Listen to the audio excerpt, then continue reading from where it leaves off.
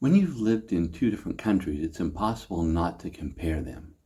When I point out what I like more in Spain, that doesn't mean I'm itching to renounce my U.S. citizenship. In the same way, I find certain things more to my liking in the U.S., which I hope is something that doesn't incite my Spanish neighbors to yell, "Yankee, go home" at me. After all, I've considered the pros and cons to living in each country, and I've chosen Spain. Here I want to highlight a few advantages I think the U.S. has over Spain for me personally. Number one, the biggest advantage is that my family is in the U.S. Texts and chats can't replace face-to-face interaction. It's tough to only see them possibly once, maybe twice a year. Number two, anything to do with cars is better in the U.S. except maybe U.S.-made cars themselves.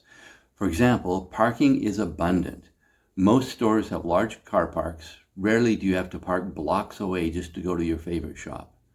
What Americans complain about is that they aren't able to park right next to the front door of the store. That's definitely a first world problem. How about gas prices? They're low in the U.S. How does $6.50 a gallon sound to you? Well, that's what it is in Spain, so stop complaining about having to pay half of that in the U.S.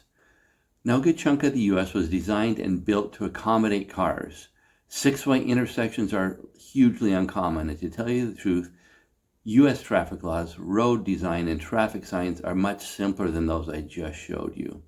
How about food? Yes, Spain has great food, but I do miss the original formula of Dr. Pepper, A1 sauce, good peanut butter, a whole aisle in the grocery store dedicated to breakfast cereals, and the abundance of good Mexican food.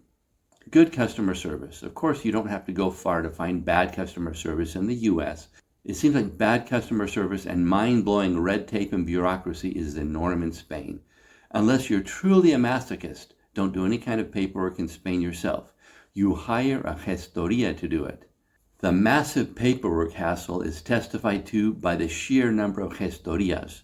I can't even think of anything analogous to them in the U.S.